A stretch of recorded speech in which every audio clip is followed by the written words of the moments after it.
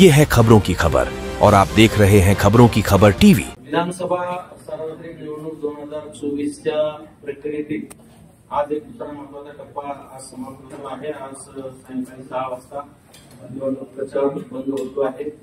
उद्या सकाळी सर्व मतदान केंद्रावर पोलिंग पार्टी रवाना होणार आहे आणि परवा आपल्याकडे मतदानाची प्रक्रिया पार पाडली जाणार आहे। या संदर्भामध्ये आज आपण सर्वांचं आतापर्यंतच्या निवडणूक प्रक्रियेमध्ये आपण सर्वांनी दिलेल्या सहकार्याबद्दल मार्गदर्शनाबद्दल आपल्या सर्वांचे मनापासून आभार, मनापासून धन्यवाद।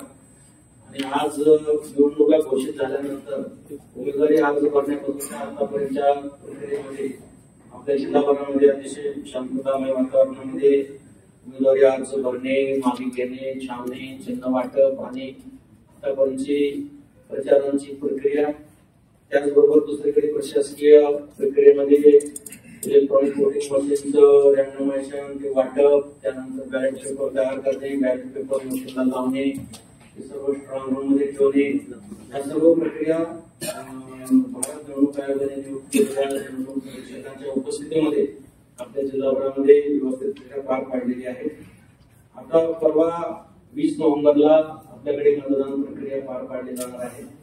काही विषयाची पुनरावृत्ती होईल, काही म्हणजे पुन्हा सांगितले जातील, परंतु आवश्यकता म्हणून आपण आपल्याला सांगतो। आपल्या जिल्हाभरामध्ये एकूण 3273 मतदान केंद्रावर मतदान प्रक्रिया पार पाडली जाणार आहे। यामध्ये शहरी भागामध्ये 1290 मतदान केंद्र आहेत आणि ग्रामीण भागामध्ये 1983 असे एकूण 3273 मतदान केंद्र आहेत। आणि या मतदान केंद्राचे लोकेशन जे आहे ते एकूण 1652 लोकेशन आहे। काही ठिकाणी 2 मतदान केंद्र आहेत, काही ठिकाणी 3 मतदान केंद्र आहेत, अशा पद्धतीने लोकेशन 1652 आहेत। त्यामध्ये शहरी भागामध्ये 423 लोकेशन आहेत आणि ग्रामीण भागामध्ये 1229 लोकेशनवर मतदान प्रक्रिया पार पाडली जाणार आहे। त्याच्याही आणखी खोलात जाऊन आपल्याला सांगायचं असेल तर सीपी एरियामध्ये पोलीस कमिशनरांच्या एरियामध्ये 1261 मतदान केंद्र आहेत आणि एसपी साहेबांच्या जे ग्रामीण कार्यक्षेत्रामध्ये 2012 मतदान केंद्र आहेत। या सर्व मतदान केंद्रावर जे अश्युर्ड मिनिमम फॅसिलिटीज आयोगाने पुरवण्यासंदर्भात सूचना दिल्या होत्या, त्या मिनिमम सुविधा मतदारांसाठी देण्यासंदर्भातल्या सूचना होत्या, त्या पूर्ण सुविधा आपण देण्यात आलेल्या आहेत। झोनल अधिकाऱ्यांच्या मार्फत त्याची तपासणी करून घेतली आहे आणि आपल्या जिल्ह्यामध्ये जे निवडणूक निरीक्षक आलेले आहेत त्यांनी पण प्रत्यक्ष तपासून याची खात्री करून घेतलेली आहे। त्यामध्ये आपण रिक्वायर्ड सुविधा सगळ्या देतो, त्याचबरोबर आपण ऍडिशनल एक मेडिकल किट सर्व मतदान केंद्रावर पुरवण्यासंदर्भात आम्ही नियोजन केलेलं आहे।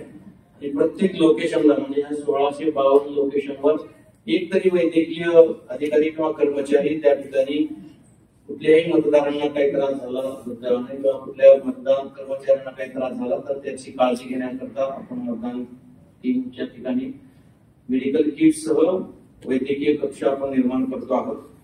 आपल्या जिल्ह्याभरामध्ये एकूण 40 क्रिटिकल मतदान केंद्र आहेत। 40 काही कायदा सुव्यवस्थेसाठी क्रिटिकल नाहीये, परंतु आयोगाने दिलेले जे काही पॅरामीटर्स होते त्याच्यामध्ये कमी टक्केवारी असणे किंवा अबसेंट, शिफ्ट आणि डेड याची एक लिस्ट आपण तयार करतो। जे सर्वे केल्यानंतर घरी सापडले नाही किंवा बदलून गेले किंवा मय झाल्याची शंका आहे तर त्यांची जी लिस्ट करतो त्याच्यामध्ये जर काही टक्केवारी जी अवरेज पेक्षा जास्त निघाली तर ती आपण क्रिटिकल मध्ये धरतो आणि त्या ठिकाणी विशेष काळजी घ्यावी लागते। तर अशी 40 मतदान केंद्र आपण निवडलेली आहेत आणि त्याची बंदोबस्त प्लॅन आणि योग्य ती खबरदारी आपण त्या ठिकाणी घेतलेली आहे। आपल्या सर्वांना माहित आहे जिल्हाभरामध्ये सुरुवातीला 397 उमेदवारांनी अर्ज भरले होते, त्यापैकी 214 उमेदवारांनी नंतर निवड केले आणि आता 183 उमेदवारांचं भवितव्य उद्याच्या मतदान प्रक्रियेमध्ये ठरणार आहे। जिल्हाभरामध्ये एकूण उमेदवार आपल्या निवडणूक रिंगणात आहेत ते 183 आहेत। या निवडणूक प्रक्रियेसाठी आपल्याला जिल्हाभरामध्ये एक वैजापूर मतदारसंघ सोडला तर इतर ठिकाणी 2 टीयू लागणार आहेत, वैजापूरमध्ये 1 लागणार आहे। आणि याची संख्या लक्षात घेतलं तर बॅलेट युनिट जे लागणार होते ते 7430 बॅलेट युनिट लागणार होते, ज्याच्यामध्ये आपण 20% राखीव धरतो। कंट्रोल युनिट जे होते 3917 लागणार आहेत, त्याच्यात 20% राखीव ठेवलेला आहे आणि व्हीव्हीपॅट जे आहेत ते 4243 30% राखीव धरून आपले सर्व हे तयार आहेत। कुठल्याही यंत्रणेच्या बाबतीत यंत्राच्या बाबतीमध्ये आपल्याकडे कुठल्याही काळजीचा विषय आपल्या जिल्ह्यामध्ये नाहीये। मतदारांचा जोपर्यंत विषय आहे आपल्या जिल्हाभरामध्ये 32,02,751 मतदार यादीमध्ये अंतिम झालेले आहेत। यामध्ये पुरुष आहेत 16,63,186 आणि स्त्रिया आहेत 15,39,421 आणि तृतीयपंथी 144 मतदार यामध्ये आहेत आणि एवढे आपल्याकडे 32,02,000 मतदार मतदानाचा हक्क त्या दिवशी बजावू शकणार आहे. या संपूर्ण निवडणूक प्रक्रियेकरता आपण 1,596 वाहनं अधिकृत केलेले आहेत वेगवेगळ्या ठिकाणाहून. त्याच्यामध्ये एसटी बसेस 374 आपण रिक्विजिट केलेले आहेत, त्या मतदान पार्टी जाण्यासाठी लागणार आहेत.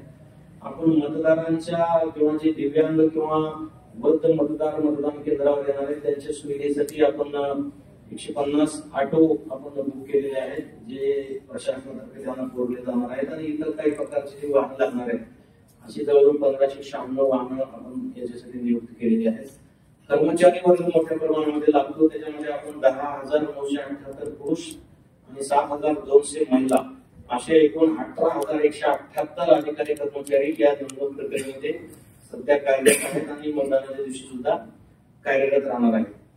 पोलीस बंदोबस्ताच्या संदर्भामध्ये सीपी सर सांगतील, पण जनरल सांगायचं असेल तर शहरामध्ये जवळजवळ 2,693 पोलीस कर्मचारी आपण तैनात केले, त्याच्यामध्ये 123 ऑफिसर आहेत आणि ग्रामीण भागामध्ये 137 ऑफिसर आहेत आणि 2,291 कर्मचारी तैनात केले. एकूण 3,928 कर्मचारी पोलीस अधिकारी मिळून ग्रामीण भागामध्ये असे एकूण जिल्हाभरामध्ये 6,621 मनुष्यबळ आपण त्याच्यामध्ये तैनात केलेलं आहे. उमेदवारी अर्ज दाखल करण्यापासून आतापर्यंत आमच्या जे काही टीम आपण गठीत केल्या होत्या त्याच्यामध्ये FST 36 FST केल्या होत्या, स्टॅटिस्टिकल सर्व्हायल टीमचे 42 होत्या, व्हिडिओ सर्व्हायल टीम 46 होत्या. या सर्वांनी अतिशय चांगलं काम आपल्या या कालावधीमध्ये केलेलं आहे आणि मला या पूर्ण टीमचं कारण रात्र दिवस त्यांनी काम केलेलं आहे बाहेर उभं राहून रस्त्यावर. मला यांचं या निमित्तानं अभिनंदन केलं पाहिजे. आणि या सर्व माध्यमातून आपल्याकडे जवळजवळ 240 गुन्हे दाखल झालेले आहेत या निवडणूक प्रक्रियेमध्ये. त्यामध्ये निवडणूक निर्णय अधिकाऱ्यांच्या स्तरावर 11 गुन्हे दाखल झालेत, सीपी सरांच्या स्तरावर 7 गुन्हे दाखल झालेले आहेत, एसपी साहेबांच्या 16 आणि एक्साईज एसपीच्या माध्यमातून जे अवैध दारू आणि याच्या संदर्भामध्ये एकूण 206 गुन्हे दाखल झालेले आहेत. 3,37,506 वाहनांची तपासणी या सगळ्या आपले जे नाके आपण तयार केलेले होते, म्हणजे अतिशय कमी कालावधी होता, परंतु या कालावधीमध्ये वाहनाची संख्या जी आहे तपासलेल्या 337 वाहनं 3,37,506 तपासणी केलेली आहे. जवळजवळ 29,40,00,000 सीझर आपण आपल्या जिल्ह्यामध्ये केलेलं आहे. हे रेकॉर्ड ब्रेक सीझर झालेलं आहे. त्या सगळ्या पथकाच्या माध्यमातून पथकाची टीम, पोलीस अधिकारी, पोलीस कर्मचारी, एक्साईजचे आणि जे जे काही एन्फोर्समेंट टीम आहे त्यांनी खूप चांगलं काम केलेलं आहे आणि आपण 29,40,00,000 सीज केलेलं आहे. ऑनलाईन प्लॅटफॉर्म लोकांसाठी उपलब्ध करून दिला होता तक्रारी करण्यासाठी. सी विजिल नावाचं आयोगाने दिलेलं होतं, त्याच्यावर 294 तक्रारी या कालावधीमध्ये प्राप्त झाल्या. त्यापैकी आपण 259 तक्रारी ह्या 100 मिनिटाच्या आत रिझॉल्व्ह केल्या. म्हणजे रिझॉल्व्हेशनचं जे प्रमाण आहे सगळं ऑनलाईन आहे, त्यामुळे त्याचं सीओ ऑफिस आणि ECI ऑफिस करून मॉनिटरिंग डेली होत होतं. 94% आपण त्याच्यामध्ये विदिन टाइम रिझॉल्व्ह केलेला आहे. काही लेखी तक्रारी वेगवेगळ्या ठिकाणी प्राप्त झाल्या होत्या. अशा 23 तक्रारी लेखी स्वरूपामध्ये आचारसंहिता भंगाच्या अनुषंगाने प्राप्त झाल्या होत्या. त्याचा आपण निपटारा 23 निपटाऱ्याचा आपण केलेला आहे. होम वोटिंग हा सर्वांचा एक उत्सुकतेचा विषय असतो. आपल्या जिल्हाभरामध्ये एकूण 4,714 फॉर्म डी प्राप्त झाले होते. 12 डी जे भरून घेतो आपण होम वोटिंग संदर्भामध्ये. त्यानंतर आपण या होम वोटिंगसाठी 140 टीम गठीत केल्या होत्या. त्याच्यामध्ये फर्स्ट मायक्रो ऑब्झर्व्हर आपण 142 नेमले होते, जे की सेंट्रल गव्हर्नमेंटचे अधिकारी कर्मचारी होते आणि ऑब्झर्व्हरच्या डायरेक्ट नियंत्रणाखाली ते काम करत होते. मायक्रो ऑब्झर्व्हर आपण 142 टीम सोबत दिली होती. 149 वाहनं आपण स्पेशली या होम वोटिंगसाठी गठीत केली होती. ती टीम घरी जाऊन त्यांचं मतदान घेण्यासाठी. आणि मला आपल्याला सांगताना आनंद होतोय की या 4,714 पैकी 4,071 मतदारांनी घरी मतदान केलेलं आहे. याचं 79% प्रमाण आहे. काही लोकांनी नंतर अचानक रिफ्यूज केलं, मग नंतर त्यांची तब्येत खराब झाली, काही नाही करणार म्हणून सांगितलं, त्याच्यामुळे काही लोकांचं राहिलेलं आहे. आपल्याकडे टपाली मतदान 13,341 अर्ज आपल्याला टपाली मतदानाच्या अनुषंगाने मिळालेले होते. त्यापैकी 9,699चं मतदान झालेलं आहे, म्हणजे जवळजवळ 73% मतदान झालेलं आहे. आणि आज सुद्धा एक गंगापूर सखीचं मतदान केंद्र आपल्या टपालीचं चालू आहे. सैन्य दलासाठी आपण 2508 ETPBS पाठवले होते ऑनलाईन, त्यापैकी फक्त 10 आज रोजीपर्यंत प्राप्त झालेले आहेत. त्याची टक्केवारी 4 आहे आणि ते आपल्याला ऑनलाईन काउंटिंग सुरू होईपर्यंत आपल्याला ते 23 तारखेला मतमोजणी आहे, त्याच्या 8-7 वाजेपर्यंत आपल्याला ते घेता येतं, त्यामुळे ते आणखी अवेटेड आहे. संपूर्ण मतदानाच्या दिवशी साहित्य वाटपाचा उद्या दिवस आहे. मतदानाचा पूर्ण दिवस, मतदान झाल्यानंतर येणारे टीमचं साहित्य स्वीकारणे, या सगळ्या गोष्टीसाठी आपण मोठ्या प्रमाणामध्ये वैद्यकीय सेवा पुरवत आहोत. त्यासाठी आपण जे नगर परिषद हद्दीमध्ये 36 मेडिकल ऑफिसर आणि 196 स्टाफ आणि 6 अँब्युलन्स लावलेले आहेत. ग्रामीण भागामध्ये 285 मेडिकल ऑफिसर, 2037 चा स्टाफ नियुक्त केलेला आहे आणि शहरामध्ये या ठिकाणी आपल्या महानगरपालिका हद्दीमध्ये 30 मेडिकल ऑफिसर आणि 872 स्टाफ आणि 25 अँब्युलन्स असे एकंदरीत जिल्हाभरामध्ये आपण 351 मेडिकल ऑफिसर, 3103 स्टाफ आणि 31 अँब्युलन्स आपण रेडी ठेवतो या 2-3 दिवसासाठी. जर दुर्दैवानं कुठं काही प्रकार घडला, कोणाला काही गरज लागली, कारण आपल्याला माहिती आहे लोकसभेच्या वेळेस आपल्याकडे 2 कर्मचारी मृत्युमुखी पडले होते, त्यांना सुद्धा आम्ही निवडणूक आयोगाच्या गाईडलाईन्स प्रमाणे जी काही मदत आहे ती मदत आम्ही त्यांना 1 महिन्याच्या आत त्यांच्या कुटुंबियांना मागच्या वेळेस मिळवून दिलेली आहे. आणि वैद्यकीय सेवेच्या माध्यमातून कुठल्याही मतदान कर्मचाऱ्याला किंवा कुठल्याही मतदारांना कुठलाही त्रास होणार नाही याची खबरदारी आपण जिल्हाभरामध्ये घेतलेली आहे. काही दिव्यांग मतदान करण्यासाठी मतदान केंद्रावर येणार आहे, त्याच्यासाठी आम्ही 1510 व्हील चेअरची सोय केलेली आहे. समाज कल्याण आणि जिल्हा परिषद समाज कल्याण विभागाच्या माध्यमातून हे व्हीलचेअर उपलब्ध करून दिलेले आहेत. तर जेवढे काही आपले लोकेशन्स आहेत त्या लोकेशनवर आपण हे व्हीलचेअर्स पुरवणार आहोत. आणि या सर्व माध्यमातून आतापर्यंत निवडणूक प्रक्रिया आपल्या जिल्हाभरामध्ये जे काही गुन्हे दाखल झाले, ज्या काही जप्ती झाल्या आणि जे काही तुरळक प्रकार सोडले, तर ओव्हरऑल पूर्णपणे ही प्रक्रिया शांततेमध्ये पार पडलेली आहे. आज आता 6 वाजता प्रचार बंद होणार आहे. उद्या सकाळी सर्व निवडणूक निर्णय अधिकाऱ्यांच्या मुख्यालयातून सर्व मतदानाची चमू आहे ती रवाना होईल. दुपारी साधारणतः 3 ते 4 वाजेपर्यंत सर्व मतदान केंद्रावर इस्टॅब्लिश होतील आणि परवा सकाळी मतदानाला सुरुवात होईल. अशा पद्धतीने ही सर्व मतदानच्या अनुषंगानं जी पूर्व तयारी आहे ती झालेली आहे. प्रशिक्षण झालेलं आहे. 2-3 वेळेस आम्ही प्रशिक्षण घेतले, परीक्षा घेतलेला आहे. आमचा प्रत्येक स्टाफ आम्ही त्यांच्या कामामध्ये परफेक्ट राहील या दृष्टिकोनातून पूर्ण प्रयत्न केलेले आहेत. आणि जिल्हाभरामध्ये निवडणूक कामकाज हे पारदर्शक राहील हा आमचा कटाक्ष राहिलेला आहे. प्रत्येक ठिकाणी माझं नेहमी प्रथम वाक्य असतं की निवडणूक प्रक्रियेमध्ये फक्त मतदान गोपनीय आहे, बाकी सर्व खुलं आहे. त्या दृष्टिकोनातून प्रत्येक टप्प्यावर उमेदवार, पॉलिटिकल पार्टी, त्यांचे प्रतिनिधी यांच्या उपस्थितीमध्ये सर्व काम केलेलं आहे. ज्या ज्या ठिकाणी मतदान केंद्र लावले, मतदान यंत्र लावण्याची प्रक्रिया झाली, स्ट्रॉंग रूम सील झालं, या सगळ्या टप्प्यावर राजकीय पक्षांचे प्रतिनिधी, उमेदवार किंवा उमेदवारांचे प्रतिनिधी त्यांना आम्ही हजर ठेवलेलं होतं आणि त्यांच्या उपस्थितीमध्ये सर्व कामकाज आम्ही केलेलं आहे. कुणाच्याही मनामध्ये किंतु परंतु राहणार नाही या दृष्टिकोनातून सर्व निवडणूक निर्णय अधिकारी आणि स्वतः मी डीओ आणि आमची सर्व यंत्रणा या दृष्टिकोनातून काम केलेले आहे. त्यामुळे कुठेही अद्याप अनुचित प्रकार किंवा आरोप प्रत्यारोपाचा प्रसंग जिल्हाभरामध्ये आला नाही. आणि ही पारदर्शक निवडणूक प्रक्रिया करण्यासाठी जी काही माहिती आहे, जी लोकांना काही इंटरेस्टेड विषय असतात, काही विषयामध्ये किंतु परंतु येण्याची शक्यता असते, अशा विषयाच्या अनुषंगाने जी माहिती आहे ती आपण सर्वांनी इलेक्ट्रॉनिक असेल, प्रिंट मीडिया असेल, सोशल मीडियाच्या माध्यमातून असेल, त्यांनी फार चांगल्या पद्धतीने पुरवलेली आहे. आणि तुम्ही सर्वांनी आम्हाला चांगलं सहकार्य केले त्याबद्दल मी तुमचे मनापासून आभार मानतो. सोशल मीडियावर आमचा वॉच होता. सोशल मीडियाच्या माध्यमातून सुद्धा कुठे कुणाचे धार्मिक भावना, जाती निर्माण असं कुठलेही आपल्या जिल्ह्यामध्ये प्रचार झाला नाही. त्यामुळे सुद्धा आपल्याकडे शांतता राहायला निश्चितपणे मदत झालेली आहे.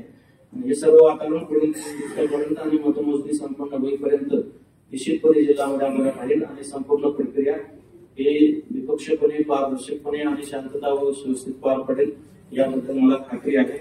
सर ईवीएम मशीन अगर टाइम पे कुछ प्रॉब्लम आती है टेक्निकल तो उस दौरान में ऑप्शन में रखते हैं क्या? अभी जो क्या है जोनल ऑफिसर है हमारे, एक जोनल ऑफिसर की तरफ ड्यूरेशन में 8-10 पोलिंग स्टेशन है। ये जोनल ऑफिसर दिन भर घूमते रहते हैं, तो ये जोनल ऑफिसर के गाड़ी में हम मशीन रखते हैं, जो रिजर्व मशीन है जो तैयार करके रखी गई है वो लेके घूमते हैं और हमारा असेसमेंट ऐसा है कि कहीं भी अगर दुर्भाग्य से कोई मशीन में कुछ बिगाड़ आ जाता है तो 5 से 10 मिनट के अंदर वहां वो आदमी मशीन लेके पहुंच जाएगा, कोई तकलीफ नहीं।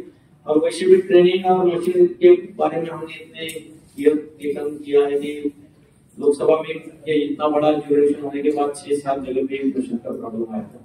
मुझे लगता है कि असेंबली इलेक्शन में कोई ज्यादा प्रॉब्लम नहीं आएगा। अगर समझो आग भी गया तो हमारी तैयारी है।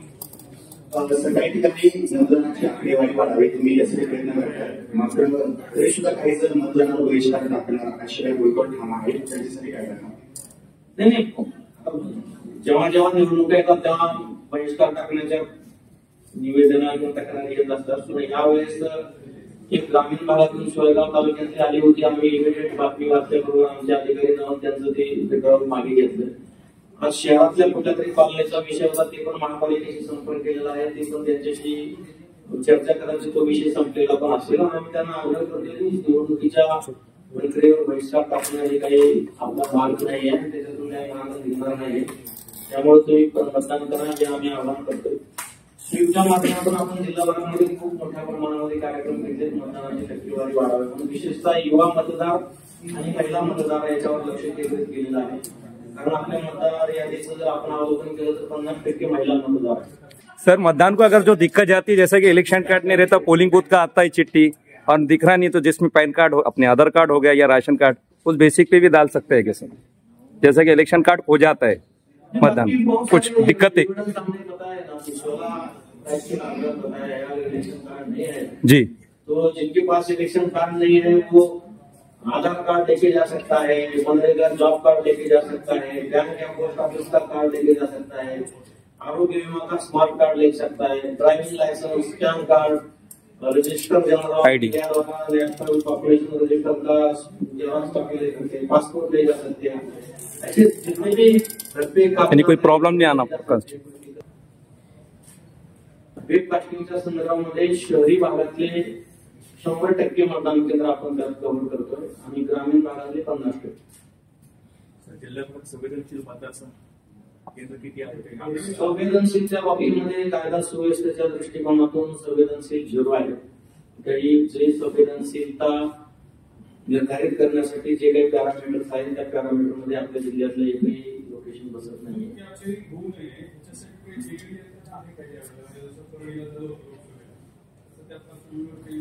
नाही, ओव्हरऑल जिथं प्रशासनाला निवडणूक विभाग किंवा पोलीस विभागाला वाटते की थोडी सेन्सिटिव्हिटी आहे, आता जसा की आपण 40 क्रिटिकल पोलीस स्टेशन निर्माण केलेले आहेत, पण तिथं काही डाऊटफुल वगैरे येण्याची शक्यता आहे, तर त्या ठिकाणी आपण एक्स्ट्रा बंदोबस्त दिलेला आहे। सीआरपीएफचे किंवा जे पॅरामिलिटरीचे जे फोर्स आलेला आहे त्याचा आपण त्या ठिकाणी नियुक्ती करतोय।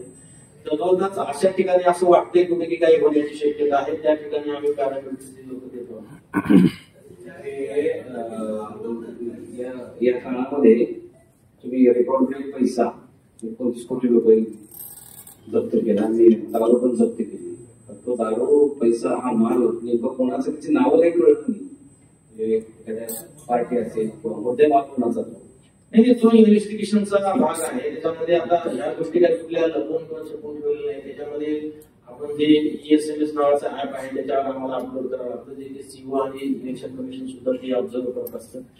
त्याच्यानंतर प्रायमा पेशी आम्हाला या कालावधीमध्ये सापडलं म्हणून ते काय 100% त्याच्यासाठी स्वतःचे आम्ही काही करू शकत नाही। त्या इन्व्हेस्टिगेशनचा पार्ट आहे, त्याच्यामध्ये सोर्स कोणाचा आहे, कुठून येत होता, कुठं चाललाय, कशासाठी चालला होता, म्हणजे आता आम्हाला काही गोष्टी इन्कम टॅक्स कडे दिलेल्या आहेत, काही गोष्टी पोलीस विभागाकडे आहेत, काही GST कडे दिलेल्या आहेत, काही एक्साईज विभागाकडे आहेत। सोन्याची नाही, त्याच्यात आणखी म्हणजे सांगण्यासारखं आउटपुट काही निघालं नाही, आम्ही ट्राय आहे। ते आल्यानंतर आम्ही निश्चितपणे जाहीर करू, त्याच्यात काही लपवून विषय नाही।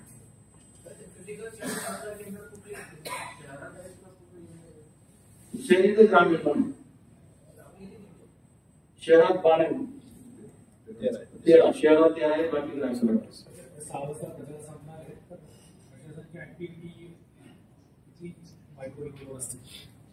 नाही। आता जसं मतदानाचं कालावधी जवळ येतो तसं आमच्या टीम ऍक्टिव्ह करतोय। आपण सध्या यंत्रणा एन्फोर्सिंग यंत्रणा सगळ्या ऍक्टिव्ह केलेल्या आहेत। आपल्या सर्वांना माहिती आहे की जसं मतदानाचा दिवस जवळ येतो तसं ऍक्टिव्हिटी पण मोठ्या प्रमाणामध्ये वाढत असतात। प्रचार बंद पडला म्हणजे प्रचार संपलाय म्हणून आमच्या टीम शांत होणार नाही, उलट आम्ही प्रोएक्टिव्हली त्यांना ऍक्टिव्हेट केलेला आहे. आणि आज 6 वाजल्यानंतर आज रात्री, उद्या पूर्ण दिवस, उद्याचा रात्रीचा दिवस, इव्हन बोलडे दिवशी सुद्धा आमचे सगळे जे फ्लाइंग स्क्वॉड आहेत, पेट्रोलिंग आम्ही वाढवलेलं आहे. काही कुठे एजन्सी ज्या आमच्या पोलीस विभागाच्या आणि आम्ही पण काही आपल्याला मागे सांगितलं होतं की आम्ही काही इतर विभागाच्या लोकांना सुद्धा आम्ही ट्रेनिंग दिलेलं आहे आणि त्यांना पण वॉच ठेवायला सांगितलेलं आहे. ती वॉच आचारसंहितेच्या अनुषंगाने आहे, कम्युनिकेशन संदर्भामध्ये आहे, कुठं काही चर्चा झालेली आहे, कुठं काही करण्याच्या तयारीत आहेत, तर आम्हाला अगोदर कळालं तर प्रतिबंधात्मक आणि त्याचा खूप फायदा पण झालेला आहे. ह्या सगळ्या ज्या टीम आहेत ह्या आम्ही टीम ऍक्टिव्हेट ठेवतो आहोत आणि हे पूर्ण मतदान प्रक्रिया होईपर्यंत ऍक्टिव्हेट राहतील. जास्तीचा वॉच निश्चितच पोलीस सिटी सरावाकडून सगळ्याकडून खूप मोठ्या प्रमाणामध्ये ऍक्टिव्हेट राहणार.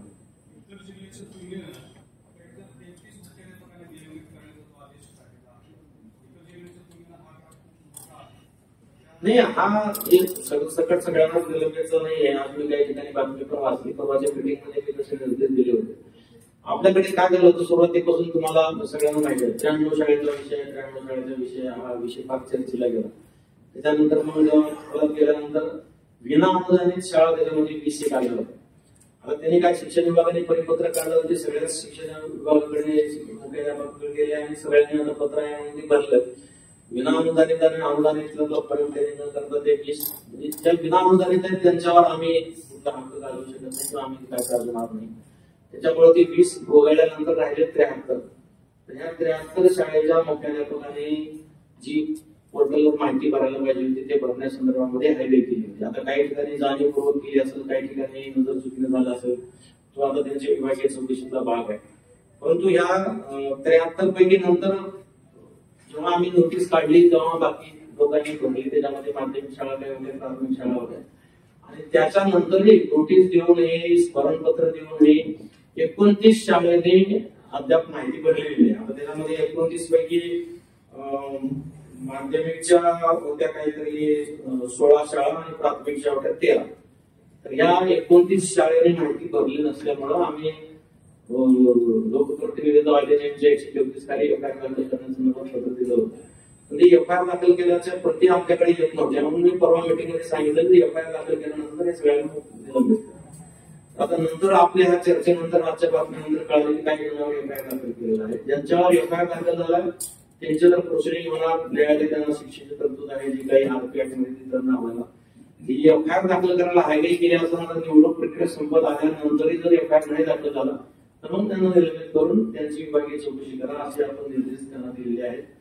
त्याचा डिटेल आता आम्हाला आमच्या समोर निवडणूक प्रक्रिया पार पाडण्याचा प्रायोरिटी आहे. त्याच्यामुळे आम्ही कारवाई हा जो विषय आहे तो आम्ही कधी पण हाती घेऊ शकतो आणि कधी पण कारवाई करू शकतो. परंतु माझं स्वतःचं इंटेन्शन असं आहे की ते म्हातारी मेल्याचं दुःख नाही, काळ सोपवता काम नाही, कारण अनेक निवडणुका समोर आहेत आणि काहीच कारवाई नाही झाली तर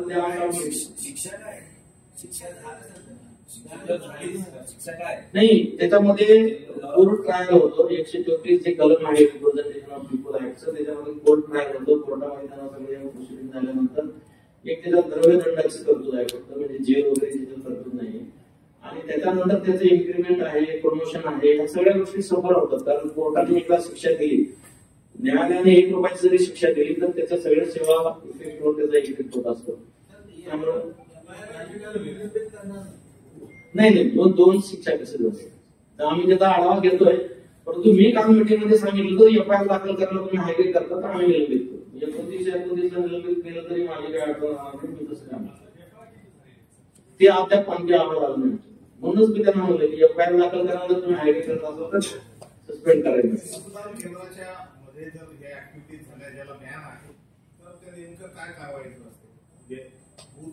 आता मतदान केंद्रामध्ये मोबाईल अलाउड नाही आहे. आयोग याच्या बाबतीमध्ये फार स्ट्रिक्ट आहे. मागच्या निवडणुकीमध्ये काही ठिकाणी आमचे प्रकार घडले आणि त्याच्यामुळे परत आयोगाने फार कडक शब्दामध्ये याच्या संदर्भात दिले की मतदारांमध्ये पूर्ण जनजागृती करा. काही ठिकाणी तुमची एकत्र कुटुंबाले असतील तर दोघं अगोदर दोघं नंतर असे पाठवा. पण समजा याच्यानंतर आता बऱ्याच ठिकाणी 200 मीटरच्या परिघामध्ये मतदान प्रचार करायला बंद आहे. बऱ्याच ठिकाणी काही लोक प्रयत्न करतात, काही जण मोबाईल घेऊन जाण्याचा प्रयत्न करेल. पण जिथं जिथं आयोगाच्या नियमाचं उल्लंघन होईल तिथं तिथं त्यांच्यावर एफआयआर दाखल होईल आणि ज्या सेक्शन खाली एफआयआर दाखल होईल त्याप्रमाणे त्यांच्यावर कारवाई होईल. लोकसभा के खुद उम्मीदवारी मोबाइल लेके जा रहे थे वोट डालने के लिए, जहाँ उनका बूथ था वहाँ पे वोट डालने जा रहे थे उम्मीदवार, उसके साथ फोटो भी निकाले। नहीं उम्मीदवार नहीं है, बहुत जगह पे ऐसे इंसिडेंट्स हुए हैं कि वोटर ने भी एक जाके शूटिंग किया है, कहीं भी तो वो ईवीएम जलाया उसको शूटिंग की उन्होंने, ऐसे इंसिडेंट्स हुए हैं। इसलिए आयोग सख्ती से अभी पेश आ रहा है कि इसके बारे में जितनी कड़क भूमिका केंद्र के पास, जो केंद्र के ऊपर जो प्रेसिडेंट ऑफिसर है, जो पुलिस ऑफिसर है, उनके लिए इंस्ट्रक्शन जारी किए गए हैं। इसके लिए आयोग ने परमिशन दिया है, सिर्फ उतने लोगों को मोबाइल अलाउ। जेव्हा आता हे साहित्य स्वीकृती होईल तेव्हा एक शेवटचं तिसरं ट्रेनिंग होतं, जेव्हा उद्या सगळ्या आज रॅन्डमायझेशन, आज आम्ही सकाळी 8 वाजता निवडणूक निरीक्षक सगळे उपस्थित होते, सकाळी 8 वाजता आम्ही कर्मचाऱ्यांचं रॅन्डमायझेशन केलं। म्हणजे आजपर्यंत आम्हालाही माहित नव्हतं कुठला पोलीस अधिकारी कुठल्या मतदान केंद्रावर चाललाय, त्याचं थर्ड रॅन्डमायझेशन त्याला म्हणतो आपण। ते आज सकाळी 8 वाजता निवडणूक निरीक्षक सगळेच निरीक्षक हजर होते, त्यांच्या उपस्थितीमध्ये आपण केले। आज आम्ही त्यांना संध्याकाळपर्यंत आगमनाने पाठवले तो शिल्पांजली भवनामध्ये।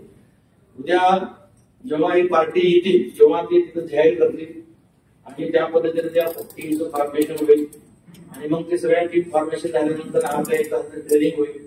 ज्या काही दरम्यानच्या काळात नवीन सूचना आल्या किंवा काही महत्वाचे मुद्दे आहेत ते परत त्यांना अधोरेखित केले जातील आणि मग साहित्य वाटप होईल आणि मग ते मतदान केंद्रावर काही मतदान केंद्रावर अपेक्षित अनपेक्षित संख्या वाढते मतदारांची आणि त्यावेळेस तिथं सुविधा नसते, मतदानाचे पाण्याचा नाही, याच्यामध्ये आम्ही 2 लाख करून सर्वे केला आहे, ज्या ठिकाणी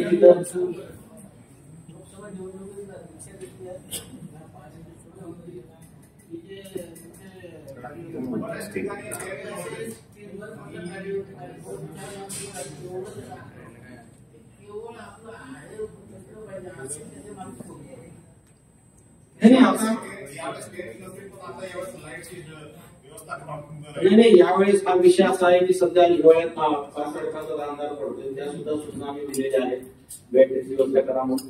मी म्हणता तसं काही ठिकाणी शेडच्या बाबतीमध्ये काही लोकांनी हायवे केली होती, पाण्याच्या बाबतीत पाणी आपण पुरवलं होतं। मी इथं कंट्रोल रूमला मला किती जणांची फोन आली पाण्याचे जार संपले साहेब नवीन जार पाठवून द्या वगैरे म्हणून, पण बिस्लरी बाटलची आपण व्यवस्था मध्ये केली तर जार आपण नक्कीच विधानसभा मतदारसंघाचे जवळपास 405 इमारती येतात, त्याच्यामध्ये जवळपास 1261 मतदान केंद्र आहेत आणि या सर्व मतदान केंद्रावरती पोलीस कर्मचारी त्याचबरोबर आमचे होमगार्ड्स याचा बंदोबस्त पुरेसा नियोजन झालेला आहे। उद्या रेव्हेन्यू ऑफिशियल्स बरोबरती आणि मतदान केंद्राच्या ज्या कर्मचाऱ्यांबरोबर पोलीस अधिकाऱ्यांनी होमगार्डचे वाटप हे त्या विधानसभा मतदारसंघाने आहे। आमचे डीवायएसपी त्याचे इंचार्ज केलेले आहेत आणि त्यांच्या मार्फतीने त्या सर्व बंदोबस्ताचं नियोजन आणि प्लॅनिंग आज ब्रीफिंग होईल आणि उद्या त्याचं वाटप सविस्तरपणे केलं जाईल।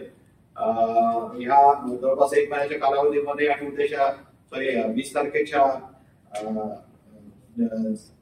आपल्या मतदानाच्या करता एकूण आमच्याकडे 4 डीसीपी, 8 एसीपी, 37 पीएसआय, त्याचबरोबर 250 एपीआय पीएसआय आणि जवळपास 4,500 पोलीस कर्मचारी, होमगार्ड आणि central paramilitary forces, QRT, RCP आणि एसआरपीएसचं डिप्लॉयमेंट हे मोठ्या प्रमाणावरती करण्यात आलेलं आहे। त्याच्यामध्ये आमची पोलीसची वेगळी पेट्रोलिंग ठेवलेली आहे, कंट्रोल रूम रिझर्व्ह, त्याचबरोबर क्यूआरटी, आरसीपी स्ट्रायकिंग आणि 100 मीटरवरती ट्रॅफिकचं नियोजन सविस्तरपणे केलेलं आहे। पार्किंगची व्यवस्था, बोर्डचे नियोजन करण्यात आलेलं आहे। लाऊडस्पीकरचा प्रभावी वापर आमचे अधिकारी उद्याच्या परवाच्या बंदोबस्तामध्ये करणार आहेत। त्याचबरोबर महानगरपालिकेचे जे अनाउन्सिंगचे जे काही स्पीकर्स आहेत त्याच्यावर देखील नागरिकांना विविध पोलिसांच्या तर्फे सूचना देण्यात येणार आहेत।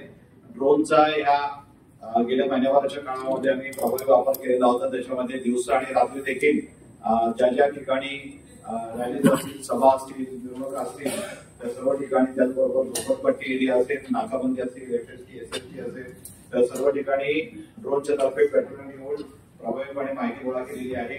या व्यतिरिक्त महानगरपालिकेचे आमचे जवळपास 700 फिक्स कॅमेरे आहेत, ज्याचं नियोजन देखील आम्ही केलेलं आहे, ज्याचा रेकॉर्डिंग आणि ज्याचा मतदान यंत्रणा आणि मतदानाचा दिवस आणि त्याच्यानंतरचे दिवस याच्यातर्फे देखील सर्व संशयित लोकांवरती हालचाली लक्ष ठेवण्याकरता आम्ही त्यामध्ये करणार आहोत.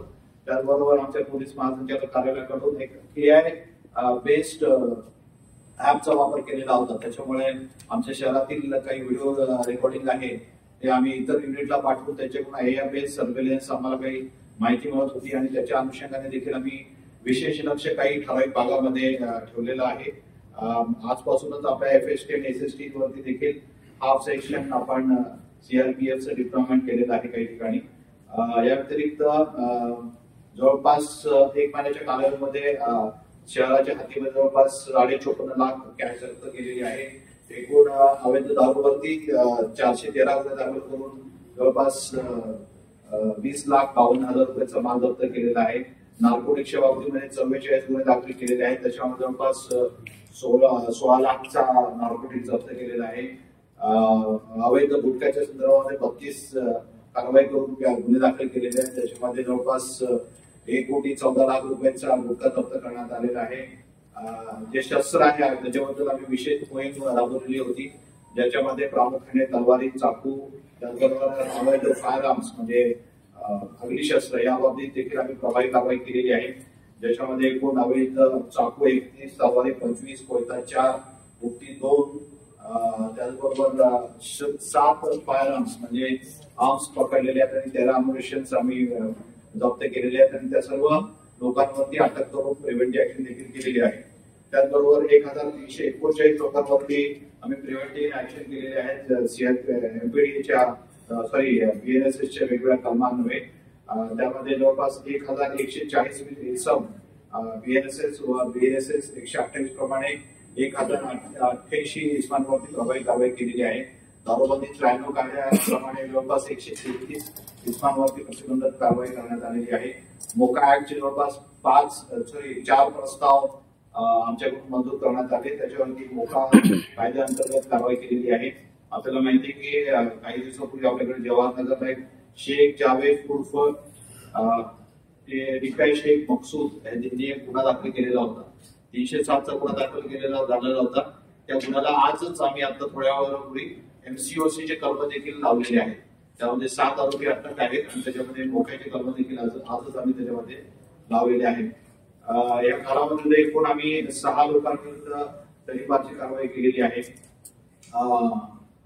MPDAची जवळपास 3 लोकांवर कारवाई झालेली आहे. वाहतूक विभागाने सगळ्यात महत्वाचं म्हणजे मोठ्या प्रमाणावरती आम्ही 2 व्हीलर्स आणि 4 व्हीलर्सची नाकाबंदीच्या दरम्यान देखील police station, crime branch, traffic branch असे मोठ्या प्रमाणावरती आम्ही नाकाबंदीचं आयोजन या महिन्याभराच्या कालावधीमध्ये केलेलं होतं. त्याच्यामध्ये जवळपास 46,241 मोटर व्हीकल ऍक्टचे केसेस करण्यात आल्या. ज्याच्यामध्ये जवळपास 4,29,98,000चा दंड हा आकारण्यात आलेला आहे. आचारसंहिताच्या भंगाच्या बाबतीत एकूण 8 गुन्हे दाखल झालेले आहेत. त्याच्यामध्ये 36 आरोपी आहेत. त्याच्यामध्ये 1 NC दाखल झालेली आहे.